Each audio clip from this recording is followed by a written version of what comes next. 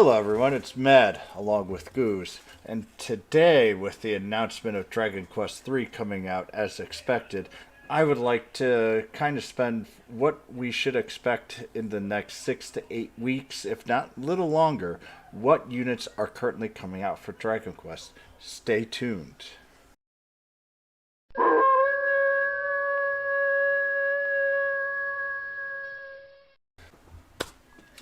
All right, with the announcement that we received today via Twitter, we do expect Dragon Quest III to come out. The first unit in Japan was Baramos, but interestingly enough, on the Twitter picture, they shared Zoma instead. So maybe we're getting a switch, maybe they're skipping Baramos, I don't know. But I'm under the current assumption that Baramos will be the first unit that that'll be coming up in the next day or two of at least me making this video. So its leadership effect is actually a little disappointing. It increases the strength of bang spells in a 5x5 square, including bonus by 15%. And it is not really high enough.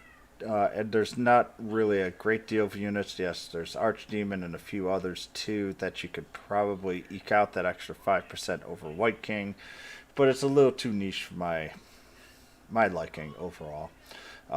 Most other units who have this have 20%, so I don't know why they only gave him 15.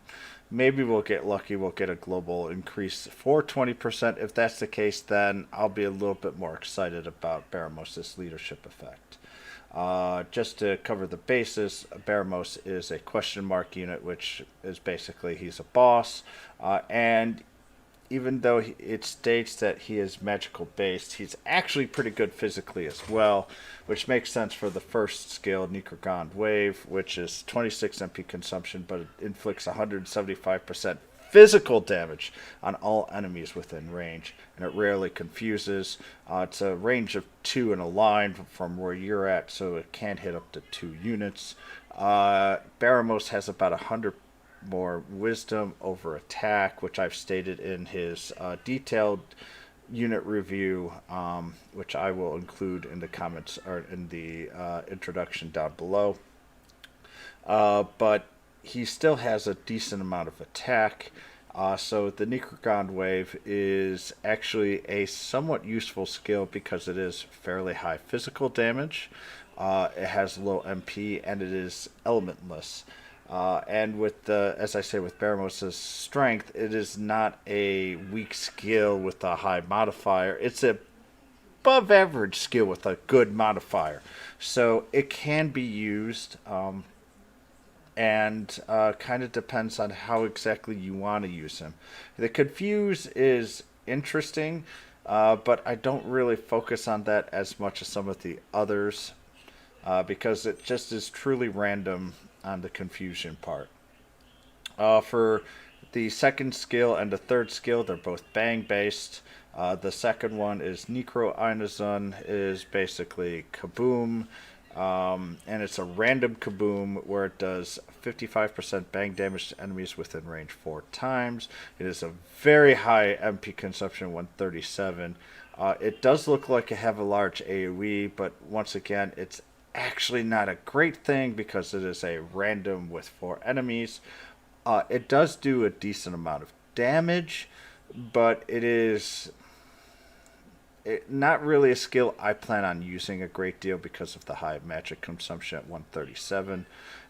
If I'm going to use a bang skill, I would rather use Compressed Einazun, which is actually less MP consumption at 108, does a large amount of bang damage. And it's a very concentrated one. Kind of depending on how things are, if you can get one person with the Necro Einazun, it might do just a little bit more damage, kind of based off of exactly what your skill levels are and so forth. But I'm just a much larger fan of Compressed Einazun. Basically, it's a compressed bang. It can deal easily 5, 6, 700 damage to most enemies, especially if you can get a brilliant. Its awakening skill is bang damage and MP down for his first dupe. Second dupe is Zam resistance 25. Fourth dupe is wind resistance 25. Third and fifth dupe gives you compressed ion to sun power by 5%. The other unit I know we're getting soon is Zoma, or and it might be sooner than I actually think. Its leadership effect is a lot more interesting because, especially for me, its crackle spells by 5.5 square, including himself by 20%. The units I like to use have crackle, or I gave them the crackle skill, basically based off of their elemental weakness, or needing to supplement their elemental range. So Zoma is a very unique unit that I'm very interested in. The first skill is a bit of a disappointment.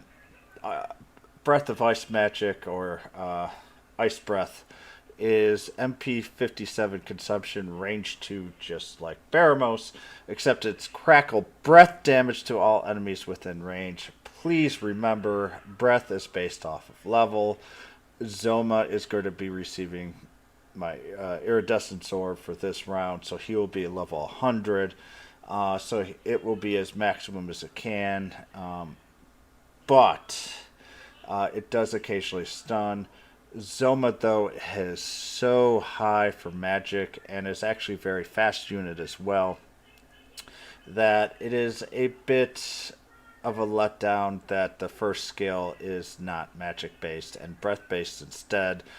It's just not going to do nearly as much damage as Ruined Ice Block or Psycho Cannon will, as his wisdom is by far the highest right now that we will have for a while. Second skill is a very interesting skill. Psycho Cannon is elementless magic damage. That's a very large damage at 108. This makes Zoma very versatile. It's a very powerful spell. The MP consumption for its damage and not being elementals, actually not the worst thing in the world. But it is still pretty high cost in magic overall, as I say, with 108. But I really like it for being elementless, and it's also a range of 3. And as I explained in my early preview unit, which is also down in the introduction here, that Zoma, really, if you're going all in, which he's kind of designed to do, has only really enough MP to do 3 rounds of full attacks. But with his unique ability to take less damage during those first 3 rounds, he will survive with his high HP pool, for the most part, those attacks, and can dish out and use his MP very quickly, with not trying to hide and just make sure, oh, he only takes 1 hit, then I have to heal. Zoma is designed for a team that has no healer. You're going to rush out, try to burn an enemy as quickly as you can, and then if there's 1 left, you'll surround it. That's how Zoma works. The last skill here is Ruined Ice Block. Even higher MP consumption, 120, but does heavy crackle damage to all enemies within range. If you get his weapon from GQ3 along with his leadership effect and level this up, this does massive damage and does damage to all 3 squares as well. So if you can get them lined up, this is going to do some very, very large damage overall. His first dupe is spell power increase and lower MP. Second skill is frizz resistance at 25. Fourth dupe is the bang resistance 25. The third and fifth is the ruined ice block power at 5%. He is a mage. He is much more of a mage than Baramos, but he still has a decent attack skill, so his auto attack won't be completely paper. It will have some gravitas behind it, but it's not nearly as high as Baramos. So no, just treat that as well. The next unit in Japan was Halloween, and it was called Trick Greichel, or I'm calling it Trick Witch Greichel, which is one of the, trying to just after the unit they designed her after. Demon magic user. Very powerful. Leadership effect is very similar to Zoma, which instead of Zoma here should be Greichel, but has 20% Zam spells in a 5x5 square. They have to be spells, though, and not physical or martial. Uh, she is a very, very powerful mage as well. I think Zoma is just a little bit more powerful, but she has a very interesting third skill that I'll get into that might actually make her do a little bit more damage. So it is a very interesting skill overall. But let's just go through them in order. The first one, Witch Prank, is an elementless spell damage to all enemies within range. It doesn't do a very large amount of damage, but at 29 MP and the occasional Confuse on top of it, it is actually a very useful spell. It guarantees that she'll do some type of damage without any resistances, without having to add any additional spells on top of it for her. So it's very good overall. The second one I'm calling Zammer. We don't have it officially translated yet, or Zamor. It's MP72, a large spell, Zam spell damage on one enemy. It's basically just a very heavy Zam attack. Does a lot of damage with Trick Witch Greichel, especially if she's your leader. Her last one is called Halloween Spark, or Halloween Sparkle. It does random Zam damage to all enemies within range 8 times. So if there are 2 or 3 units, those 8 times will go randomly. If you've only got one, it will do all 8 within that. And that could add up very quickly to the tune of Zoma with his Crackle skill. Only attacks once but can do 500, especially into range. She could do up to 850, 900. I've even seen over 1,000 done to an enemy with the Halloween Spark if they all hit the same target. So she can actually do a lot of damage. Another very interesting unit. The question is, are we going to get her? Are we going to get some of the units that we've missed? Or are we going to skip her and we're going to wait till Halloween? In all honesty, her power's pretty much up there. So if we have to wait a couple of months to get her, she's not going to fall that far behind. But in Japan, they did have a Halloween, so I just want to put that out here. As I say, demon. And my demon is not really very powerful right now. So I would probably like to pull on her, but I need to really buff up my demons before I could really start using her very powerfully. And she is obviously a magic user. Her first dupe is Zam power increase with lower MP, very similar to Zoma. The second is whoosh resistance at 25%. Fourth dupe is zap resistance 25, and the third and fifth dupe, as always, is the third skill here, +5 of Halloween Spark. Overall, I am actually excited for her, but I have a sneaking suspicion that we will skip it. I hope not, or maybe we'll get another unit instead that we have skipped, which I'll go over in a little bit. So this unit right here, Tomahoger, is actually not a banner unit per se. So be very careful, and this is not something that you're going to pull. This is coming directly from my arena comp that I did. This is the arena unit that you can draw, and you can also summon additional copies to get your awakening points here. So this is not going to come on a banner. This is coming directly from Arena, which comes out at the same time, at least in Japan, as Dragon Quest 4. And those units I will be talking about after Tomahoger. So, as I say, this isn't a pull unit or a gotcha unit. This is rewards from Arena, just so people understand.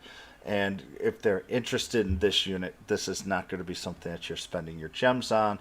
You'll be spending your arena points totals to get, and I do highly suggest that you do so.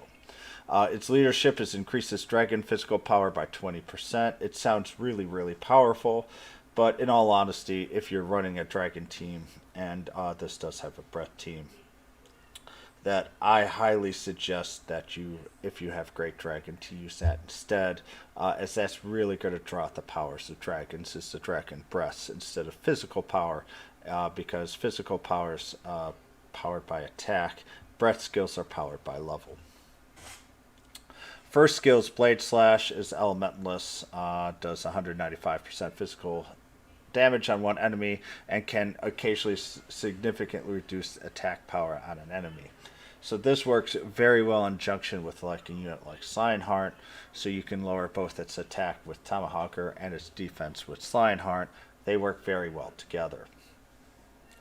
This is actually a skill you're going to use very often. Honestly, I'm not even sure if this is that controversial, but I think Blade Slash is one of the best first skills out there for any unit that I've seen. It is very, very useful all the way through. Second skill is Rolling Attack. It's a 175% AoE surrounding the entire unit. So if the unit gets surrounded, you can do a damage overall as well. Obviously, it's elementless. A lot of other units have it. Green Dragon's called Helicopter, and also Killing Machine has Rolling Attack. So there's a lot of units that already have this skill. Not going to go over it other than it's a very nice AoE. Its MP consumption's not all that high at 30. Two very good and useful skills. The third skill is Volcano Flame. This works incredibly well with the Great Dragon. It inflicts a large amount of Sizz-type breath damage to all enemies in AoE. Its MP consumption is 89. Comes out in a large flame. Unlike Dragon Quest True Form, Dragon Lord's True Form, Tomahoger is a dragon, and so the Great Dragon leadership effect will also affect it. Becomes much more powerful. And this skill is actually very useful in Arena. So the Tomahoger is a very, very good unit, especially something that you can get just by grinding Arena. So it is a very good skill. It does require more dupes in order to get there, but the first awakening skill is +1 movement. So this can also move 3 instead of 2. Very, very nice. Basically, treat this unit as a nice movement. It's very versatile. Highly recommended, especially since it's something that you can grind for slowly and surely. And getting that first dupe is really the cherry on top. Now, it will take a couple of weeks for the average person to get the first Tomahoger, and probably another week or two, depending on how many arena coins that you get to get the first dupe, but it is well worth it. Second awakening up is Zam resistance. The fourth one is whoosh resistance, and then obviously third and fifth here is the volcano flame power, +5. So now with when in JP when the arena came, which was about 3 weeks after Dragon Quest 3 event was over, we got Dragon Quest 4, and Psaro was the first unit. One of the last question mark boss type units until just recently in Japan. It is a very powerful and very interesting attack unit. I'm going to talk about its leadership effect, then its skills, then I'm going to do a little bit different afterwards. But before I say this, this unit is actually going to switch us from a magical meta into a physical meta because of its unique skill that it has. Its leadership effect reduces enemy bang resistance by 25%. It's just like hybrids, except instead of being frizz, it's bang. It is useful, and honesty, I prefer this because the bang can be either magic, physical, martial, or breath, so it's just more useful overall. The first skill here is Breath of Thunder, which is a zap damage. It's a zap breath to all enemies within range. It occasionally paralyzes. My only issue with this skill is it's a breath damage, which once again I'm going to repeat is based off level, not physical attack. But once you get besides this, it is zap, which is a harder element to get than most others, and the paralyze, so it kind of makes up for the lack of damage comparatively versus everything else. This is a skill that you can use more often than not. It has also a typical magical fist, which is 250% physical damage on all AoE enemies and can attract enemies up to 2 squares along that line, depending on how far away it is to draw it to you. Psaro acts more like a physical tank. He's more like the Great Troll with very high HP and okay to middling defense. So he's not really the tankiest of tanks, but has a good amount of HP and you can kind of use him to draw enemies closer to you for other units to wham on, and if you treat it correctly. The last skill here is Tenma Collapse. It inflicts 280% bang physical damage to all enemies in AoE, just like above, with like the helicopter for Green Dragon and rolling attack. It surrounds the unit, does AoE to everybody. Very powerful 280. The MP consumption's not so bad at 62%. And as I say, as long as they're not strong against Bang, especially if you've got him as a leader, this does massive damage. And drawing them in can be actually a very large boon overall. But you kind of want to treat him as a move, especially with his first awakening skill being movement +1. Makes him very interesting. If you can get Tenma Collapse to hit 2 or 3 units without using atypical magical fist, that would be even better. Very powerful there. Let me just go through the awakening skills, and then I'll talk about the more interesting part about him as well. His second is whoosh resistance +25. Fourth is bang resistance +25. And the third and fifth are, as always, Tenma Collapse power +5%.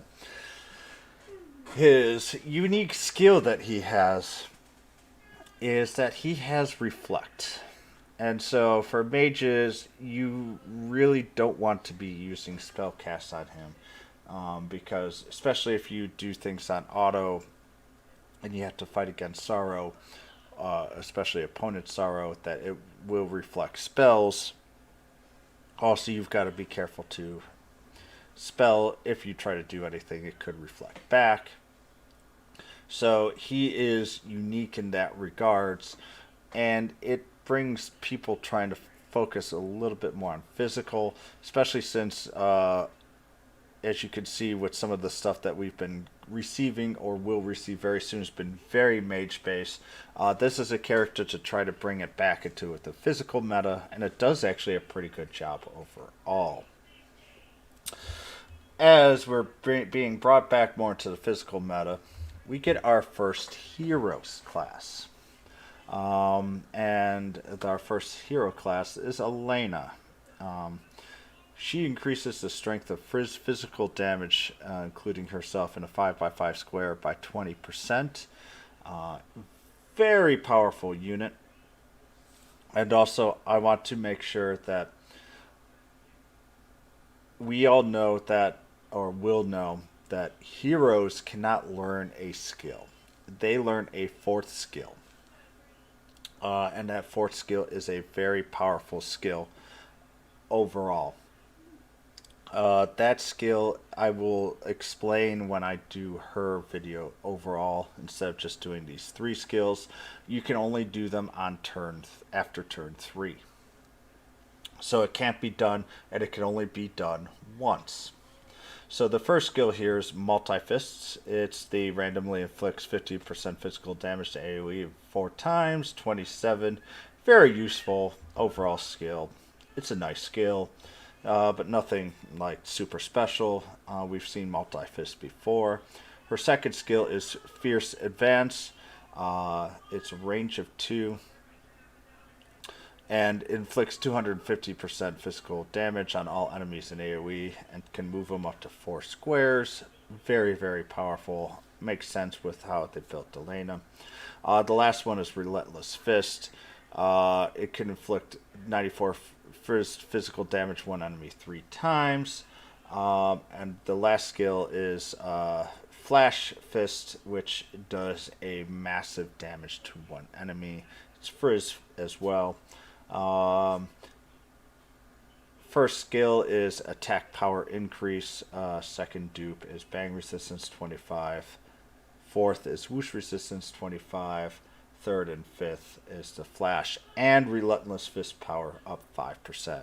So with heroes here, you will get a large amount of if you pull a large amount of them, you will actually increase their third and their special skill power as well. The last unit here is Kiryl, or Cliff if you played only in Japan. Is going to be our second hero.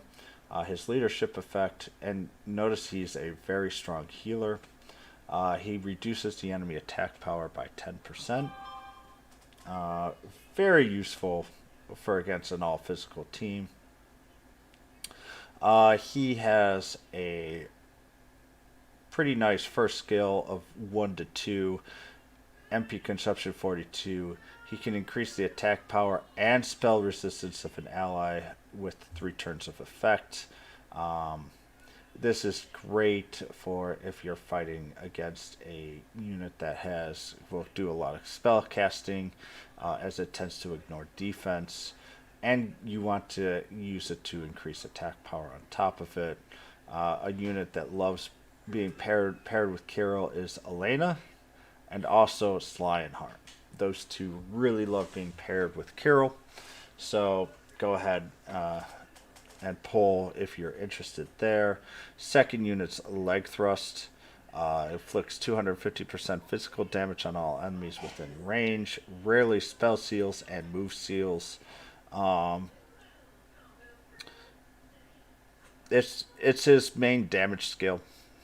It's useful, but you're going to use him more for healing and the Priest Blessing than you are for anything else. Multi-heal is his third skill. We all multi-heal is just very powerful. He kind of replaces Emperor Slime.